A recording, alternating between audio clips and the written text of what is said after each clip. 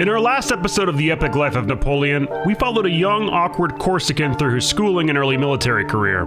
Today, at 24 years old, he's already a brigadier general. How? Well, it turns out he's really good at this battle stuff. He just had his first success in Toulon, where he was just the replacement. And everyone that fought with him had nothing but good things to say about him, except maybe that one general he yelled at. But everyone else was like, yeah, this guy's amazing. A big part of his character emerged in the preparations leading up to Toulon. Bonaparte exhibited some traits that would become the cornerstone of his future success. Traits like working non-stop and really just caring more and doing more than everyone else. And he cared about everything. He would send out letter after letter after letter asking for more supplies, demanding exact quantities of gunpowder, making sure everyone knew how to harness the horses correctly. I mean, just absurd detail. He was a micromanager.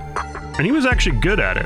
He was a successful micromanager. But right now, his progress has stalled. He got commissioned to the French army in Italy, but they weren't really doing anything and he wasn't really in charge. Although that didn't stop him from creating an invasion plan that involved a two-pronged attack on Austria, one of France's worst enemies. Everyone laughed in Napoleon's face. Yeah, there's no way we're using that plan.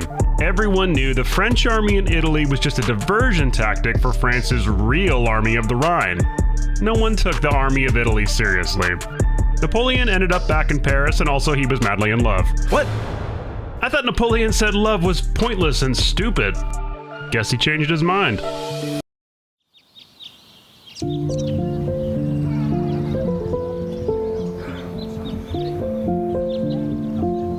Napoleon was actually head over heels for this girl. He went from love is stupid to I cannot live without you in my presence. He wrote some of the most dramatic and childish love letters you can possibly imagine, and he wrote a ton of them. This would be the modern-day equivalent of the dreaded walls of text with no replies. He was convinced he had met the girl that was destined to be his wife and love of his life forever. Then she broke up with him. So Napoleon found another girl that was destined to be his wife and love of his life forever. And this is where it gets pretty interesting. This wasn't a girl, this was a woman who was much older than Napoleon, and how should I put this? Had a lot of experience.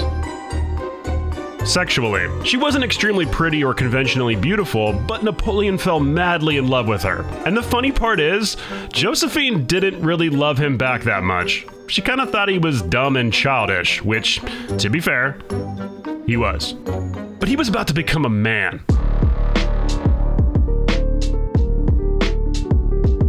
What happened in Paris on this day, October 5th, 1795, would be shrouded in mystery forever. But it really sets the tone for what Napoleon would become, and it marks one of the most impactful and important moments that launched him to power. There was a riot in the streets. A huge one. It was a royalist mob. People who wanted to restore the monarchy to France. The monarchy had been, ended in the revolution, but this particular faction wanted to go back. They were about to storm an important political building, and if they succeeded, then everything Napoleon had worked for so far would be in jeopardy. With a return to traditional status from birth society, his chances at rising through the ranks would go out the window. His future was on the line here. According to him, he went to the officers in charge of stopping the mob and said he found them in a state of panic, so he offered to take command of the situation. However, they say they appointed Napoleon because they knew he was cold and could do the dirty work. What happens next isn't disputed though. Cannon fire erupts in the streets. And not just any cannon fire, it's grape shot. That is, a mass of tiny balls designed to kill a mass amount of people. And that's what it does. Needless to say, the mob is dispersed. Napoleon had used the full extent of his artillery power on a crowd of unruly civilians. That's cold, but effective. He immediately takes credit for it. The enemy came to attack us at the Tuileries. We killed a lot of them. He was labeled General Vendémiaire, which was the current month in the French calendar. Yes, the French had a weird calendar back then. So basically, Napoleon's nickname was Mr. October. He was promoted again, and this time he was bringing his friends along with him. At this point, he had a few really loyal buddies that he kept close. Their names were Junot, Marmont, and Murat.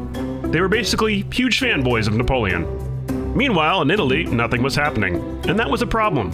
They were supposed to be engaging in a two-pronged attack on Vienna, one from the French army of the Rhine, and one through Italy. I wonder where they got that plan. but things were not looking good.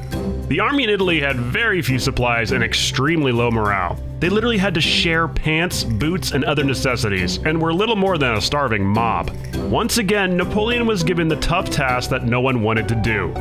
He would become commander of France's most neglected army at only 26 years old. As usual, he immediately took action. First, he researched everything he could on Italy. He read about the geography and topography and history and just gathered as much intel as possible. This would be the biggest challenge of his life, and he knew it. But when he arrived to take command, he did not make a great first impression. He was kind of puny, had a weird haircut, and the soldiers just thought he was going to be another incompetent general from Paris. But they were wrong. Napoleon got things done.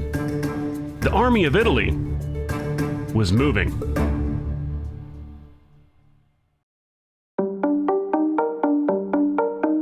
Despite its horrendous state, this army actually had some really fantastic generals. The legendary Massena, the tough and intimidating Augereau, and the brave and steadfast Serrier, all much older and much larger than Napoleon, but under his command nonetheless. The army of Italy's orders were to act as a diversion for the main army of the Rhine. But Napoleon had other ideas. There were two forces that stood in opposition to him in Italy, one from Sardinia and another from Austria. Together, they outnumbered him, so Napoleon deduced that his best chance at winning was to split them up and beat them one at a time. He instructed Massena to attack and drive a wedge between them. Now, this is an extremely simplified visualization, but it will help you understand the gist of what happened. The Austrians were surprised by Massena's movement and had to retreat after a short exchange. Napoleon made a huge deal about that exchange, even though it was just a small skirmish. He reported back to France that he had won a huge victory in a glorious battle. This was another trademark Napoleon move that was being developed early in his career. He understood better than anyone how to sensationalize his reports to create buzz and support back home with the people. He pressed the Sardinian-Austrian alliance further by attacking Dago, in an assault he personally directed. After a bloody fight for the citadel, Bonaparte emerged victorious. And now, with further advances by Massena, the Sardinians were ready to drop out of the fight completely. This was a pretty big deal since Sardinia had been fighting France for years, yet it only took Napoleon a few months to get them to negotiate for peace. Napoleon decided he needed to handle these negotiations by himself, which definitely fell outside of his job description and could have gotten him into huge trouble with the Directory, the people in charge of France who he was supposed to be reporting to.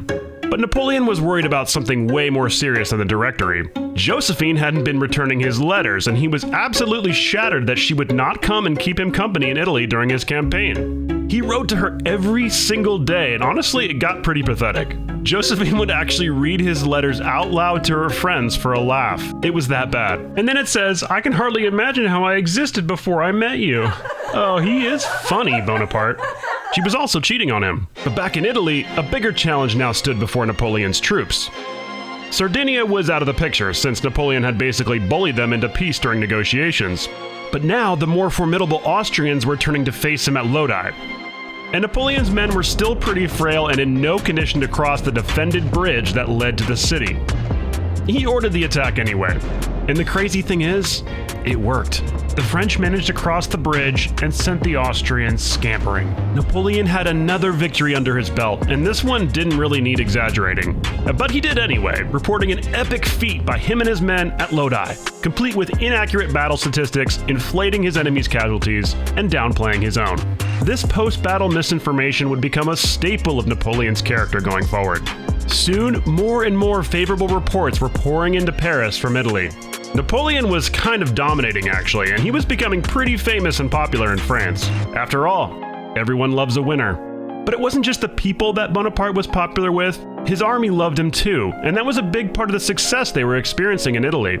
Napoleon treated his soldiers with camaraderie and respect, and increased their measly pay and rations as much as he could. For example, going from eating meat once or twice a week to every single day.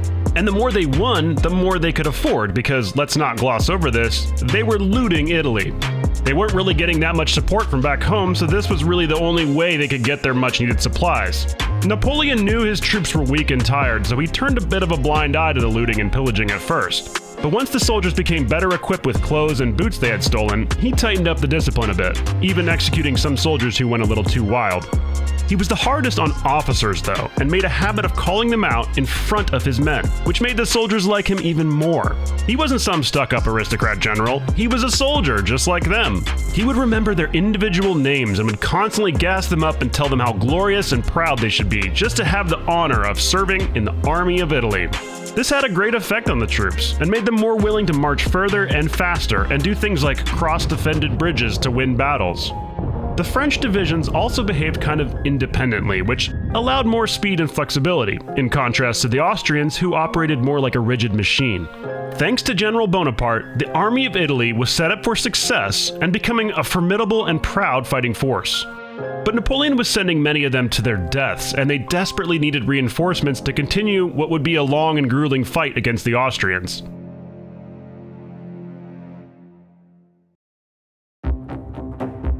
Over the next year, the French and Austrian armies would battle repeatedly in northern Italy, in a fairly complicated chess match of maneuvering, counter-maneuvering, and counter-counter-maneuvering. A key moment for Napoleon occurred in November of 1796. He was attempting to encircle the main Austrian army via Arcole, a town with yet another well-defended bridge that needed crossing. Time was pressing, and Bonaparte urged his men to cross the bridge.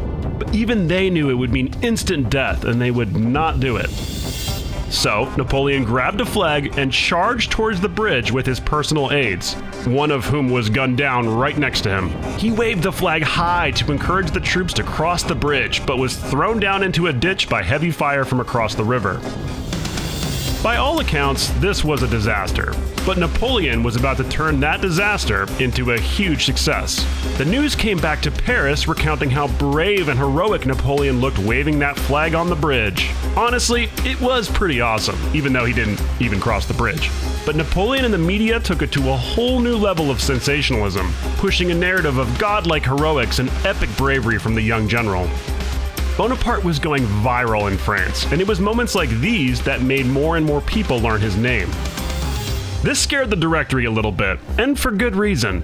Napoleon was becoming so popular and famous that he was now a political rival, and sometimes when they pissed him off, he would even threaten to leave the military and pursue politics, which was a terrifying prospect to them. They knew if he did pursue politics, it would be with the same intensity that he led his men, and he would probably take over the entire government. And little did they know, that was just inevitable.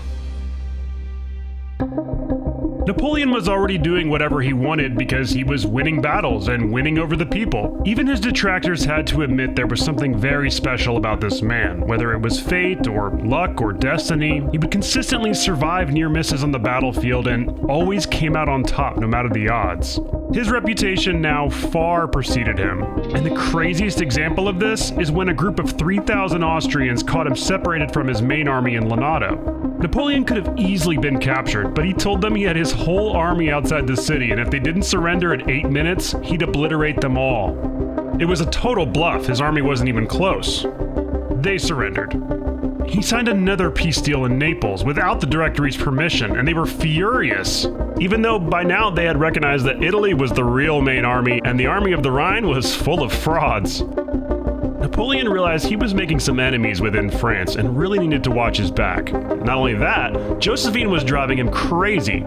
She would barely respond to his letters, and he was convinced they were done, telling her goodbye multiple times in some pretty desperate-sounding letters. He was winning in war and politics, but he was not having a good time in his love life. She finally paid him a visit once, and he was like an overjoyed little puppy, but I think Josephine would have preferred the company of her real little puppy, Fortune. In the end, Napoleon emerged victorious in Italy, with the Austrians beaten back to Vienna. Once again, he overstepped his responsibility by handling peace talks himself, and Napoleon was realizing that not only was he the most talented military leader, he was also very gifted in politics. He returned to Paris in command of a loyal and successful army, and at that moment, many expected him to just take over with a military coup right then and there. But he didn't. He had something else on his mind. He was busy making preparations to take on one of France's bitterest enemies. Enemies that would become his lifelong rival. He was getting ready for the invasion of England.